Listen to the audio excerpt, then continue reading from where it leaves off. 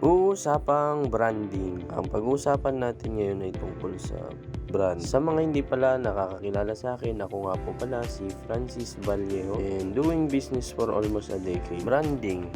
Way back 2016 nung nagtrabaho ko sa McDo. Sobrang laki ng impact nung pagtrabaho ko sa McDo that time. And meron isang computer shop na kung saan naka-download yung The Founder. Since ang hilig ko ay maglaro ng computer, meron isang computer shop sa Kawayan City which is Game Grid. Naka-download yung movie na yun na ang movie na yun ay tumatalakay sa history kung paano nabuo ang McDonald's. Ang nagmamay-ari ng McDo that time ay si Dick at Mac, na kung saan si Ray Kroc nakita niya yung company.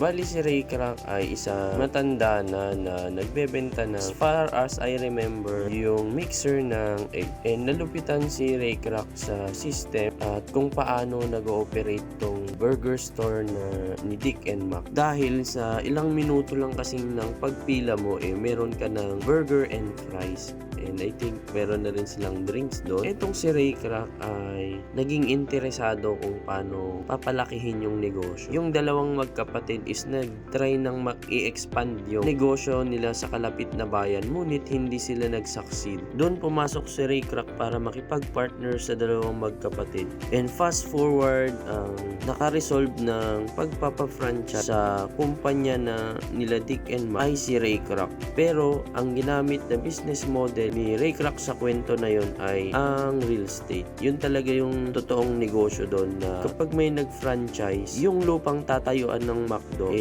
binibili ni Ray Kroc at pinapalis sa franchisee.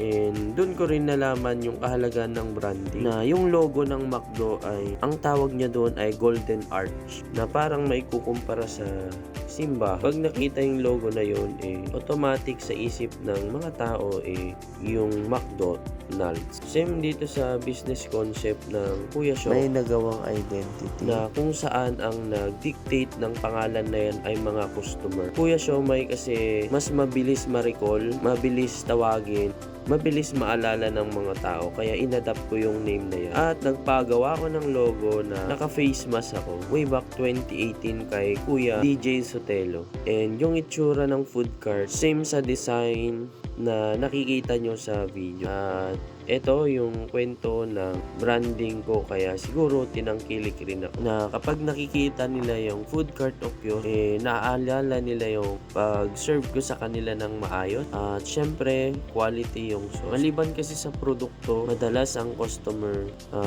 tinatandaan nila kung paano ka nag-serve sa kanila and kung paano mo na ipro-provide yung pangangailangan ng mga customer mo. At kung nagawa mo yon, automatic na word of mouth yung magiging marketing mo sa negosyo, kasi sila na ang magmamarket para sa i-introduce nila sa mga kaibigan nila, subukan din yung serbisyo o produkto na inaalok mo. Sa pagnenegosyo, ang branding ang isa sa pinaka-importante na aspeto ng negosyo, dahil pinaniniwalaan ko na ito yung refleksyon ng may-ari sa kung anong gustong iparating na feelings ng may-ari sa kanilang mga pinagsisilbihan at pinaglilingkuran. At sa mga gusto nga po palang makatingin ng aking chili garlic crunch, comment lang po kayo o mag-PM sa aking page. Muli, ako nga po pala si Kuya Francis at nagsasabing kung kinaya ni Kuya, kaya mo rin.